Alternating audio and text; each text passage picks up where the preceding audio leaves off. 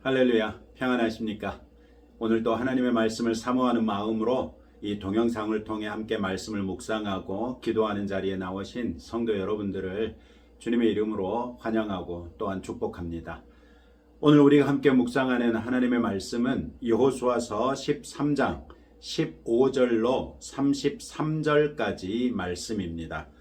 오늘의 성경에서는 모세의 인도하에 이스라엘 백성이 정복했던 요단 동편의 땅을 두 지파 반에게 분할하면서 어떤 성읍이 어느 지파에 소속이 되는지 자세하게 살펴볼 수 있습니다. 오늘과 내일 살피게 되는 이스라엘 각 지파별로 배정받은 땅이 어떠한지에 대해서는 카카오톡에 올려드리는 지도를 참고하시거나 아니면 인터넷에서 검색해 보실 수도 있겠습니다. 오늘 우리가 살피는 요단 동편 땅 분배의 중요한 원리 한 가지에 대해서 주목해 보고자 합니다.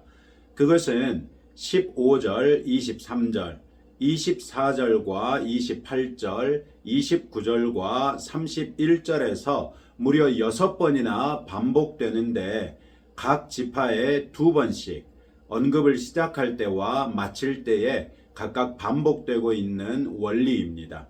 그것은 바로 그들의 가족을 따라서 혹은 그 가족대로라는 표현입니다.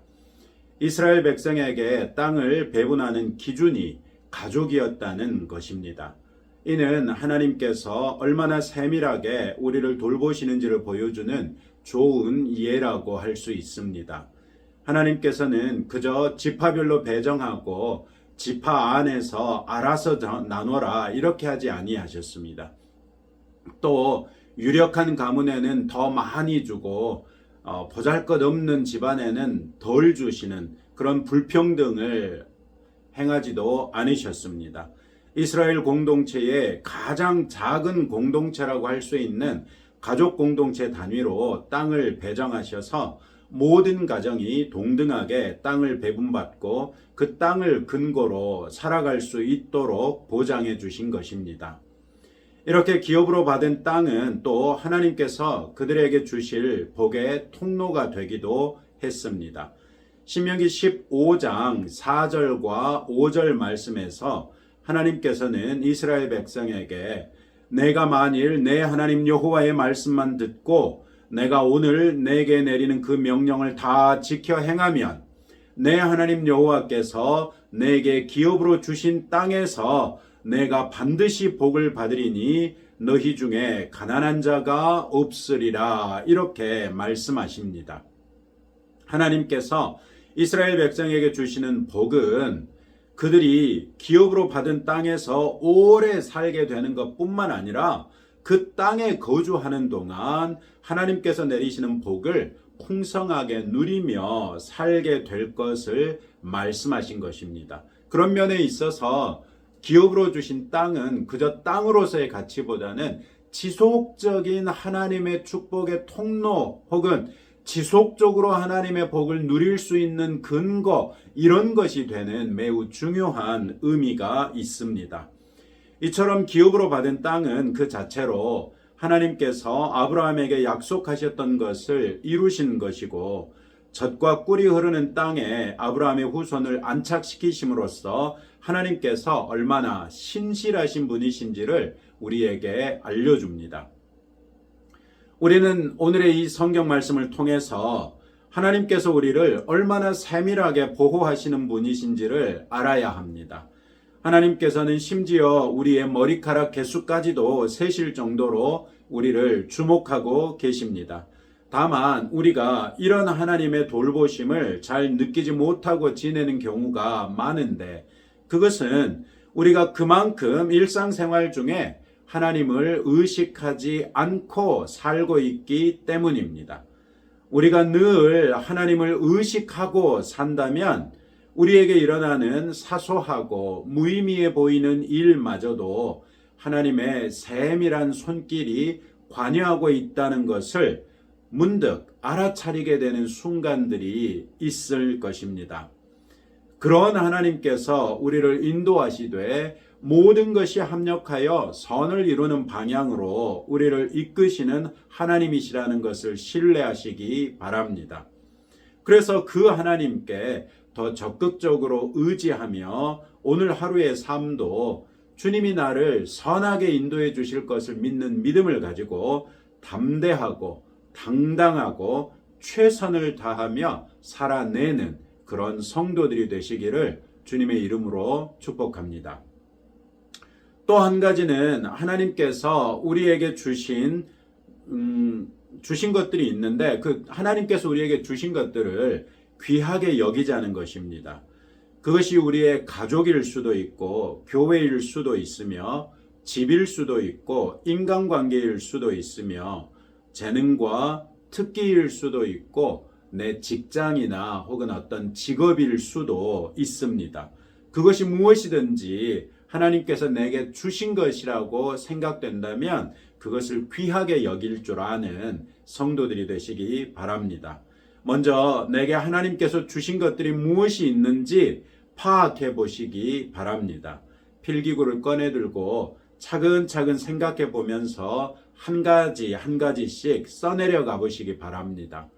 진지하게 기도하면서 성령 하나님께서 내게 주신 것이 무엇인지 깨달아 알게 도와줘 주십시오. 이렇게 기도하고 잠잠히 기다리고 있으면 하나님께서 한 가지 알려주실 터인데 여러분이 전혀 생각지도 못했던 것들조차도 하나님께서 여러분에게 주신 것으로 인정할 수 있는 시간이 될 것입니다. 그리고 하나님께서 내게 주신 그것들을 내가 얼마나 귀하게 여기고 있었는지 현실을 점검해 보시기 바랍니다. 나는 그 가치를 알고 있었으며 그 가치에 합당하게 존중하면서 귀하게 여기고 있었는지 아니면 그저 당연하게 여기고 무감각하게 살고 있지는 않았는지 이런 식으로 반성해 볼 수 있겠습니다. 그런 다음에 하나님 앞에서 기도하시기 바랍니다. 그런 것들을 허락해 주신 데 대해서 감사드리고 지금까지 충분히 귀하게 여기지 못했던 것에 대해서 회개하고 지금부터라도 귀하게 여기기로 다짐하고 하나님의 도우심을 구하시기 바랍니다. 어떻게 하는 것이 하나님께서 내게 주신 것들을 귀하게 여기는 것이 될지 생각해 보시면서 한 가지씩 실천해 나가는 성도들이 되시기 바랍니다. 우리를 세심하게 돌보시는 하나님께 우리의 이런 모습은 반드시 큰 기쁨이 되실 것이며 뭇 천사들 앞에서 하나님께 영광이 될 것입니다. 이는 우리에게도 큰 의미를 갖게 되는데 바로 우리의 삶의 의미를 충만하게 누리며 살 수 있게 된다는 것입니다. 내 존재감과 행복감을 누릴 수 있는 비결이 바로 하나님께서 나를 창조하신 목적에 합당하게 사는 것입니다. 많은 사람들은 세상의 가치에 오염돼서 내가 물질을 많이 가지면 내가 갖고 싶은 것들을 다 가지고 살 수 있다면 내가 원하는 것들을 다 누리며 살 수 있다면 내가 좋은 학교에 나오고 좋은 직장에 갈 수 있다면 내 노후가 보장될 수 있다면 여러 가지로 존재감이나 행복감을 느낄 수 있는 조건들을 떠올릴 수 있습니다. 그러나 그 모든 것들은 세상 것들이고 잠깐 있다가 사라지는 연기와도 같고 풀과도 같습니다.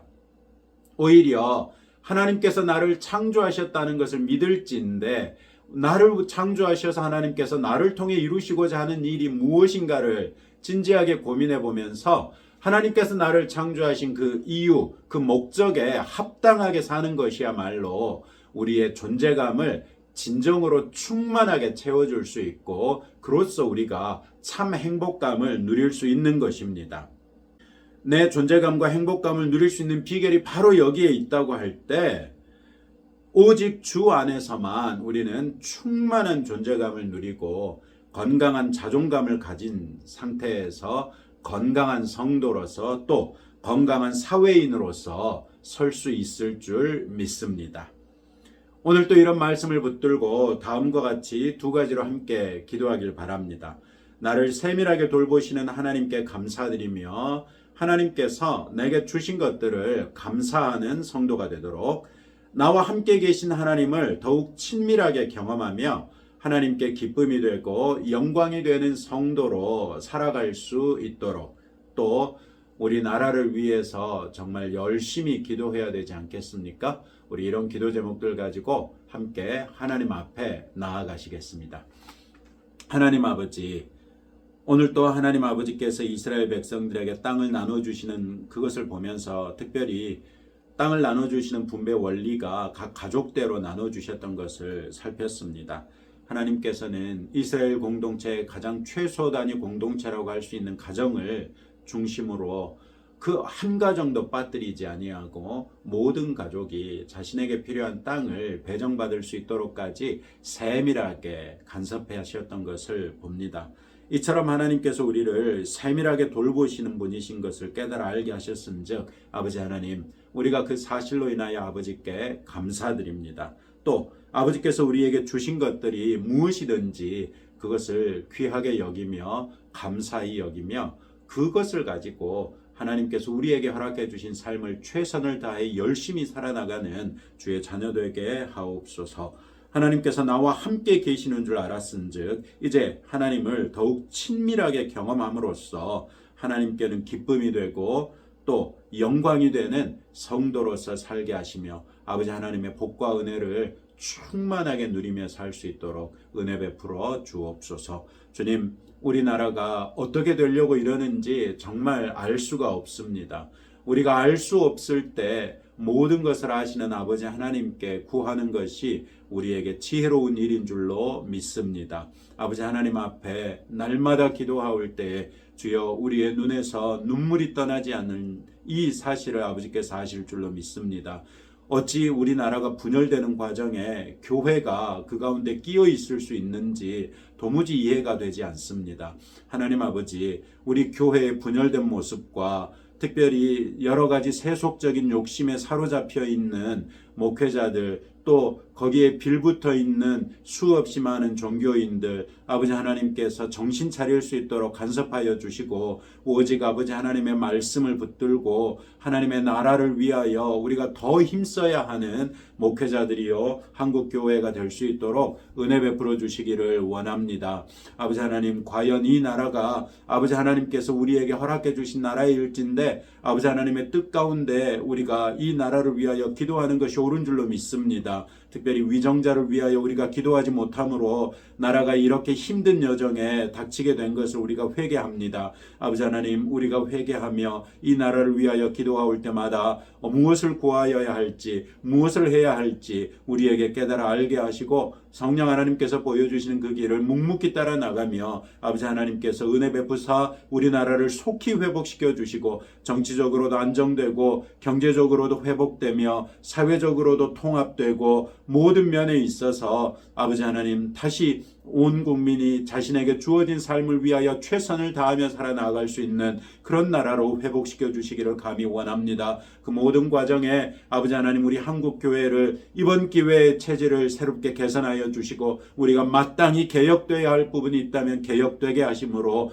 과연 아버지 하나님 앞에 담대하게 또한 당당하게 설 수 있는 우리 한국교회 되게 하시며 그렇게 교회를 회복하심으로 아버지 하나님께서 우리 교회를 사용하여 주셔서 세계 복음을 위하여 선교를 위하여 귀하게 쓰임받는 한국교회가 될 수 있도록 은혜 베풀어 주옵소서. 아버지 하나님, 날마다 우리의 심령이 여러 가지 악한 소식들로 인하여 찢어지고 있을 때에 오히려 우리는 주의 말씀으로 인하여 주님이 허락하시는 위로로 인하여 그 모든 상처들이 회복되게 하시고 우리가 악이 우리 안에서 발생하지 아니하고 오히려 모든 일에 대하여 하나님 앞에 엎드려 기도함으로 선을 이루는 성도들이 될 수 있도록 은혜 베풀어 주옵소서. 예수님 이름으로 기도합니다. 아멘.